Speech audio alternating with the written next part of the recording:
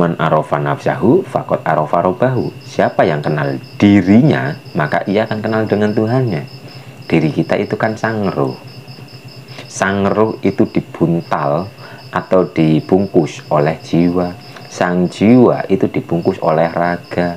Leburkan kesadaran raga kita masuk ke dalam kesadaran jiwa. Sucikan jiwa kita agar kita lebur masuk ke dalam kesadaran ruh. Dan ketika kita sudah berkesadaran ruh, bertubuh ruh, maka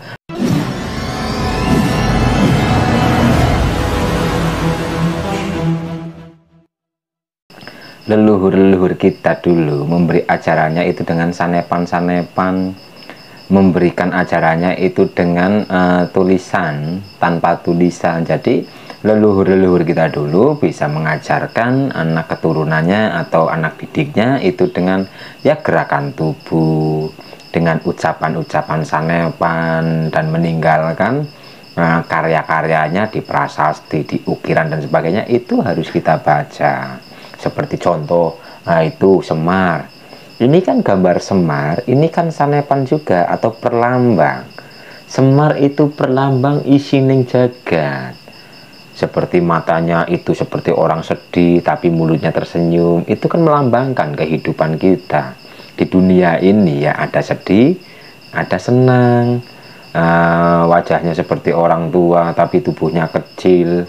Itu kan ada tua, ada muda. Tangannya ke depan, yang satu ke belakang. Ya ada maju dan ada mundur. Jadi leluhur kita itu memberikan gambaran-gambaran atau ayat-ayatnya itu lewat seni budaya. Jadi kita harus mau mengkaji seni budaya, kita harus mengkaji kesenian-kesenian yang ditinggalkan oleh leluhur. Leluhur kita meninggalkan seni budaya itu menyimpan pesan rahasia. Jadi kita jangan sampai kehilangan adat dan budaya. Seperti gambar Semar, ini perlambang isining jagat. Seperti laki-laki, tapi seperti perempuan. Ini isinya jagat, ini ya berpasang-pasang, ada dua. Ada siang, ada malam, ada pria, ada wanita, ada tua, ada muda, ada senang, ada sedih, dan sebagainya. Ini perlambang. Nah, sedangkan ini Asmaul Husna. Asmaul Husna yang di tengah-tengah itu Hu Allah, yang di tengah-tengah itu lafadznya Hu Allah. Tapi sebenarnya kita pun harus mengkaji Asmaul Husna ini kan 99 nama, dan carilah nama yang ke-100. Sedangkan dalam tangan kita sendiri ini pun ada perlambang. Seperti contoh ini 1, ini 8, ini lagi, ini 1, ini 8. Jadi 81 dengan 18 itu berapa? 99. 99 ini kan Asmaul Husna. Dan ini, jika seperti ini kan lafad. Alif, lam, ha. Jadi semua sebenarnya ya ada dalam diri kita. Telapak tangan kita, kalau saya ini garisnya ini membentuk 18, 1, 8, dan ini 8, 1, dan ini jika ditambah menjadi 99, sedangkan 99 itu Asmaul Husna. Dan tangan kita ini membentuk lafaz Allah, alif, lam, ha, Allah. Jadi Asmaul Husna ya harus kita kaji. Dan yang membawa sifat-sifat keilahian ini itu sebenarnya adalah ruh kita. Lah, merah putih ini kan kejadian diri kita. Putih asalikan Romo, abang asalikan Biung. Ini yang menciptakan si jabang bayi. Jadi yang putih ini yang batin, dan yang merah ini yang dohir. Ini kan simbol-simbol harus kita kaji. Dan yang berpasang-pasang dan Asmaul Husna itu dibawa oleh ya raga kita ini yang bersumber dari kejadian diri manusia. Getih abang lan getih putih, kan popok lan biung popok. biyung. Jadi ya ini hanya simbol-simbol yang saya pajang di sini. Asmaul Husna 99 nama, carilah Ismu Azam, dan hidup di alam semesta atau dunia ini berpasang-pasang. Tapi yang berpasang-pasang ini dan Ismu Azam ini dibawa oleh getih asali saka Rama lan biyung yang akan menjadi si jabang bayi dalam diri kita, kan seperti itu. Dalam diri kita ada susah, ada senang, ada sedih, ada gembira, dan sebagainya. Dan Ismu Azam itu sebenarnya pun ada dalam diri kita. Jadi ini hanya simbol-simbol pesan-pesan leluhur atau leluhur-leluhur kita dulu memberikan ajarannya ya lewat seperti ini, simbol-simbol. Jadi kita harus membaca atau mau membaca peninggalan-peninggalan seperti wayang. Itu ada wayang, itu kan simbol juga Bimo lan Dewa Ruci. Bimo ke jiwa, Dewa Ruci ke ruh. Ya bisa Bimo ke raga, Dewa Ruci ke batin. Jadi ini antara dohir dan batin, antara jiwa dan ruh. Ini pelajaran sangkan paraning dumadi, mencari kesejatian. Karena dalam kisah perwayangannya ini kan Sang Bima ini mencari jati dirinya sehingga berjumpa dengan Dewa Ruci. Ruci itu ruh suci, dan ini ada lagi. Nah, cokro manggilingan, karena kehidupan ya hanya berputar, cokro manggilingan. Ya seperti seperti ini, yang tadinya di atas itu akan berputar, akan berotasi, kembali lagi. Hidup itu hanya seperti itu, perputaran. Abad zaman di alam dunia ini pun perputaran. Jadi dulu yang pernah terjadi akan sirna dan akan terjadi lagi. Itu hanya berputar-putar. Tapi dalam perputaran seperti ini ada hukum yang disebut dengan ngunduh woing pakarti, atau biasa disebut dengan hukum karma. Sopo nandur bakal ngunduh. Jadi ini hanya simbol-simbol. Hanya simbol-simbol ya untuk kita pelajari, untuk kita amati. Oh, leluhur kita membuat gambar Semar, oh ternyata maksudnya ini dan sebagainya. Dan semua ini ya dalam rangka kita ini. Semar 2 berpasang-pasang, dalam diri kita berpasang-pasang. Asmaul Husna itu yang membawa ya ruh kita, karena ruh kita itu yang membawa sifat keilahian. Dan yang mengenal Tuhan kita itu pun sebenarnya kan ruh. Makanya man arofa nafsahu fakot arofa robahu. Siapa yang kenal dirinya, maka ia akan kenal dengan Tuhannya. Diri kita itu kan sang ruh. Sang ruh itu dibuntal atau dibungkus oleh jiwa. Sang jiwa itu dibungkus oleh raga. Leburkan kesadaran raga kita masuk ke dalam kesadaran jiwa. Sucikan jiwa kita agar kita lebur masuk ke dalam kesadaran ruh. Dan ketika kita sudah berkesadaran ruh, bertubuh ruh, maka leburkan lagi kesadaran itu agar kita naik lagi berkesadaran nur. Setelah kita berkesadaran nur, leburkan lagi kesadaran nur ini agar masuk lagi ke ya beliau itu sendiri. Itu konsep manunggaling kawula Gusti. Dan ketika kita sudah masuk ke dalam konsep manunggaling kawula Gusti, kita sudah mengenal jati diri kita, kita sudah benar-benar menyadari, menyaksikan jati diri kita, maka kita akan melihat Tuhan kita dimanapun dan kapanpun. Wahdatul wujud.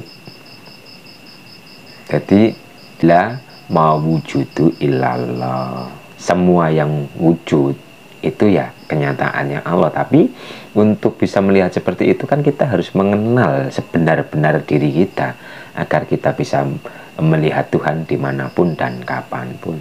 Kita harus terus belajar dan terus belajar. Kita bersihkan jiwa raga kita. Kita selalu terhubung dengan diri sejati kita.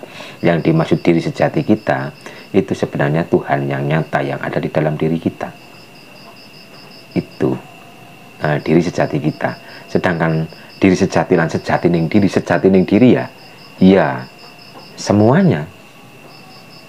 Yo, nek diduno maning diri sejati itu adalah nur yang terpuji itu, dan sejati ning diri itu adalah yang ada di dalam nur tersebut, yaitu beliau itu sendiri. Jadi tinggal bagaimana caranya kita melihat, dari sudut pandang mana kita melihat, dari kesadaran mana kita melihat. Karena terkadang katanya itu berbeda-beda tapi intinya sama.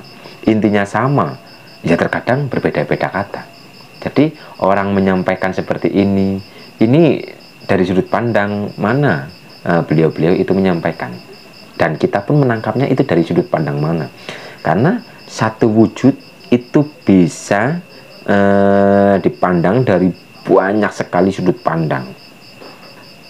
Jadi kita tetap harus saling memaklumi satu sama lain, jangan saling menghujat karena perbedaan sebutan. Tapi biarpun sebutannya berbeda, intinya ya sama. Ya, beliau itu sendiri.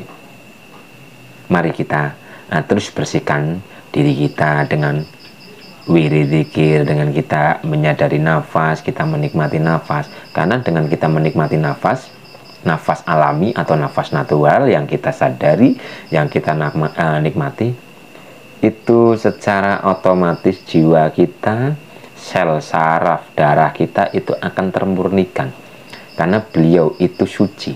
Untuk menemui suci kita harus terus membersihkan diri kita agar suci, agar suci akan bertemu dengan suci, kembali lebur menjadi satu, yaitu Ahmad Bilal Mim. Ahmad Bilal Mim itu adalah Ahmad tanpa mim. Ahmad tanpa mim itu Ahad. Ahad itu Esa. Jadi kul huwallahu ahad, katakanlah Allah itu Esa.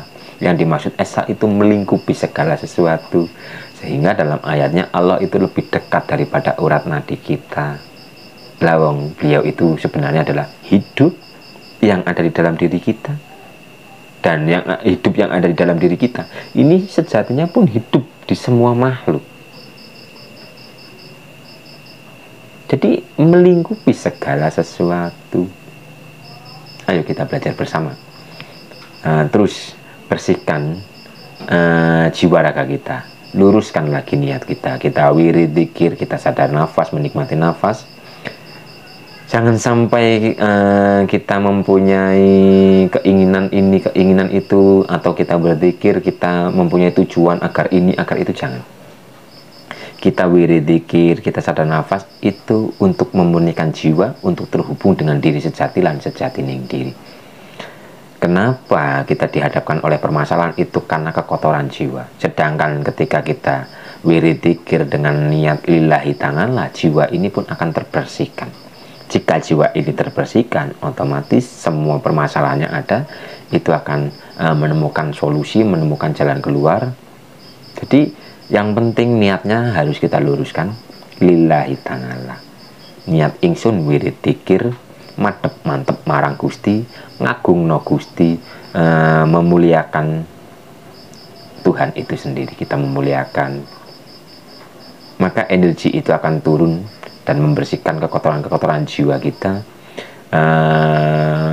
memurnikan jiwa dan raga kita. Setelah jiwa raga kita termurnikan, maka kesadaran jiwa itu akan bertumbuh, kesadaran jiwa itu akan bersih, dan pengetahuan-pengetahuan rahasia, pengetahuan-pengetahuan ilahi itu akan sampai kepada jiwa kita ini, atau sampai kepada otak kita ini. Tapi jiwa itu bukan otak, karena jiwa itu adalah energi sang ruh yang masuk ke dalam otak dan terkontaminasi oleh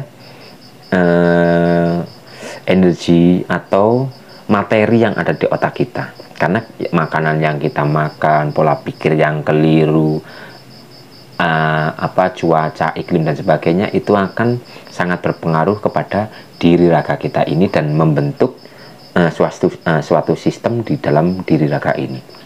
Jadi otak ini mempunyai sistem tersendiri, otak ini mempunyai materi sendiri, sedangkan jika energi sang ruh masuk ke dalam sini, itu sudah terkontaminasi oleh materi diri raga ini, sehingga sang ruh itu lalai kepada dirinya sendiri. Jadi Jiwa itu sebenarnya adalah sang ruh yang sedang lalai dengan dirinya sendiri. Ketika jiwa ini selalu memurnikan, selalu membersihkan dirinya, maka sang ruh ini akan terbersihkan dan akan terhubung dengan diri sejati atau ruh atau nur atau beliau itu sendiri. Sehingga kita akan mengetahui rahasia ilahi dari dalam diri kita. Jadi mari kita bersihkan atau kita luruskan niat kita. Kita harus tetap mantep marang sing kuwasa. Niat-niat yang dulunya wirid dzikir ingin ini ingin itu, ya lepaskan seperti itu. Ya boleh sih seperti itu dibolehkan, tapi jangan berlarut-larut atau jangan terikat oleh seperti itu. Kita harus mau naik level, kita harus mau naik kesadaran. Karena jika kita bisa melepaskan seperti itu atau mau melepaskan seperti itu, sebenarnya permasalahan itu atau apalah yang tadinya mempunyai tujuan seperti itu dengan sendirinya atau otomatis itu pun sebenarnya akan terselesaikan. Asal kita selalu menghadap menuju kepada Tuhan kita, untuk menuju kepada jalan pulang, menemukan jalan pulang agar kita bisa pulang kepada sang sumber, semua permasalahan dan sebagainya itu akan menemukan jalan keluar. Jadi jangan khawatir ketika kita mantep marang Gusti ini tidak kelar atau tidak terselesaikan, jangan seperti itu, jangan khawatir. Asal kita mantep marang sing kuwasa, justru ini akan terselesaikan. Ini terselesaikan, kita lurus. Tapi jika kita hanya menginginkan yang ini, ya kita mentok di sini. Mentok di keinginan-keinginan ini, tidak ada kenaikan level. Tapi jika kita mantep marang sing kuwasa, niat kita benar-benar inna sholati wa nusuki wa mayahya wa mamati lillahi rabbil alamin, ini akan terselesaikan. Jadi ayo kita kita luruskan niat kita. Wirid dzikir pokoknya lillahi ta'ala. Belajar bareng. Saya berbicara seperti ini bukan berarti saya bisa, karena saya pun masih belajar. Nyong ki ora bisa ngopo-ngopo, ya ora ngerti apa-apa. Kita belajar bersama untuk menghadap Tuhan kita. Sebelum kita pulang, kita harus menemukan jalan pulang. Belajar mati sak durung mati. Matikan diri, maka yang sejati itu akan bertajali. Perkecillah diri kita, maka kita akan tumbuh sangat besar. Tiadakanlah diri kita, maka kesejatian itu, rahasia itu akan terbongkar tanpa kata-kata. Jadi ayo kita belajar dan terus belajar.